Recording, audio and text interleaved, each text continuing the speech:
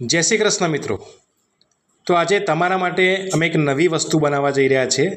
નાસ્તા માટે સરસ મજાના બાસમતી વઘારેલા મમરા, ચટપટા અને ટેસ્ટફુલ। તો ચાલો વઘારેલા મમરા બનાવવાની રીત જોઈએ। સૌપ્રથમ આપણે એક થેલી બાસમતી મમરા લીધા છે। ત્યારબાદ આપણે મમરાને કડિયામાં ગરમ કરીને કડક કરી દઈશું। ત્યારબાદ તેમાં નાખવા માટે આપણે એક વાડકી સિંગદાણા લીધા છે, એક વાડકી દળેલી ખાંડ લીધી છે, 2 ચમચી મીઠું લીધું છે, 2-3 સમારેલા મરચાં લીધા છે, એક લીમડો લીધો છે અને 2 ચમચી હળદર લીધું છે। સૌપ્રથમ આપણે એક વાડકી સિંગદાણા લીધા હતા, તેને તેલમાં તળી નાખીશું। ત્યારબાદ આપણે એક કડિયામાં એક વાડકી તેલ નાખીશું, તેને બરાબર ગરમ થવા દઈશું અને ત્યારબાદ તેમાં 1 ચમચી રાઈ નાખીશું અને રાઈને બરાબર તતળવા દઈશું। રાઈ તતળી ગયા બાદ આપણે તેમાં લીલા મરચાં નાખી દઈશું, ત્યારબાદ લીમડો નાખી દઈશું, ત્યારબાદ હળદર નાખી દઈશું અને તેલનો જે આપણો વઘાર તૈયાર થયો છે તેને મમરા પર નાખી દઈશું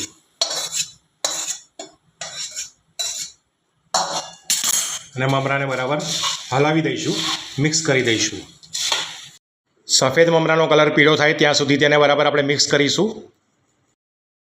હવે આપણે આમાં બધા સિંગદાણા નાખી દઈશું, શેકેલા સિંગદાણા। ત્યારબાદ તેમાં દળેલી ખાંડ નાખી દઈશું, 1 વાડકી દળેલી ખાંડ અને 1 ચમચી મીઠું નાખ્યું છે, મીઠું સ્વાદ અનુસાર નાખ્યું છે।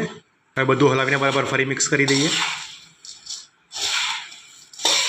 તો મિત્રો તમે જોઈ રહ્યા છો કે ચટપટા સરસ મજાના મમરા આ રીતે વઘારાતા હોય છે, જે ખાવામાં બહુ ટેસ્ટી લાગે છે।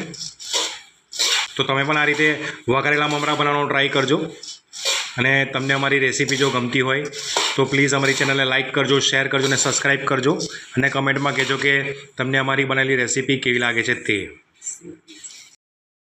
મમરા બરાબર મિક્સ થઈ ગયા બાદ આપણે તેમાં સેવ નાખીશું। મિત્રો તમે આમાં મોરી સેવ નાખવી તો મોરી સેવ પણ નાખી શકો અને તમે તીખી સેવ ખાતા હોય તો તીખી સેવ પણ નાખી શકો છો। હવે સેવને પણ બરાબર મિક્સ કરી દઈશું।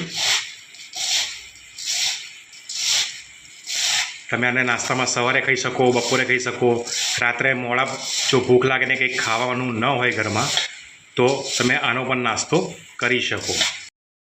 તો તૈયાર છે આપણા ટેસ્ટફુલ ચટપટા વઘારેલા મમરા।